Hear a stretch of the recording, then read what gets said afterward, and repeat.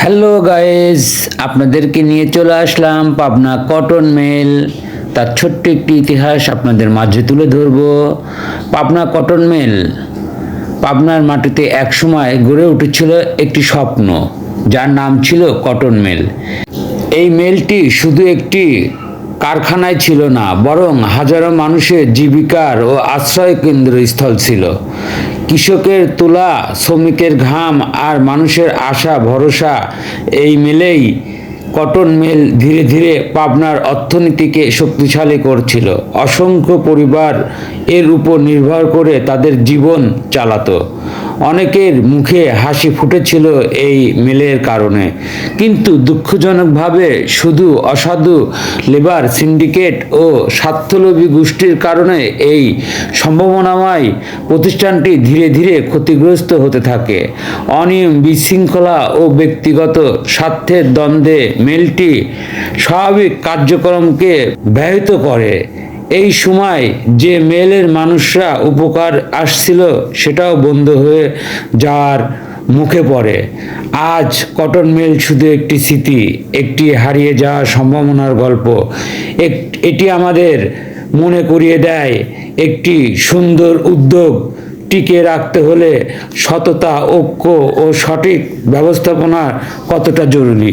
কিন্তু দুঃখজনক হলেও সত্য, এই সম্ভাবনার প্রতিষ্ঠানটি দীর্ঘদিন তার সাফল্য ধরে রাখতে পারেনি। কিন্তু অসাধু লেবার সিন্ডিকেট, দুর্নীতি, অব্যবস্থাপনা এবং ব্যক্তিগত স্বার্থের সংঘাতে ধীরে ধীরে এই মিলের ভিত্তিকে দুর্বল করে দেয় এবং শ্রমিকদের মধ্যে বিভাজন ও অযৌক্তিক দাবি এবং উৎপাদন কার্যক্রমে বাধা সৃষ্টি হওয়ার কারণে মিলটি কার্যক্রম ব্যাহত হতে থাকে।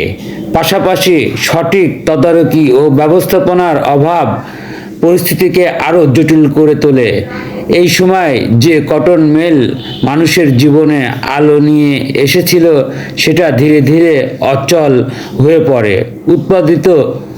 উৎপাদন কমে যায়, আর্থিক ক্ষতি বাড়তে থাকে এবং শেষ পর্যন্ত মিলটি বন্ধ হয়ে যায়। এতে সবচাইতে বেশি ক্ষতিগ্রস্ত হয় সাধারণ শ্রমিক ও তাদের পরিবার। তাদের আয়ের পথ বন্ধ হয়ে যায়, অনেকেই বেকার হয়ে পড়ে এবং জীবনযাত্রা কঠিন হয়ে ওঠে। আজ সেই কটন মিল শুধু অতীতের স্মৃতি হয়ে আছে, এটি অপূর্ণ স্বপ্নের প্রতীক হিসাবে। এটা আমাদের শেখায় একটি শিল্প প্রতিষ্ঠান গড়ে তোলা যতটা কঠিন, তার চাইতে বেশি কঠিন সেটাকে সঠিকভাবে পরিচালনা ও টিকিয়ে রাখা।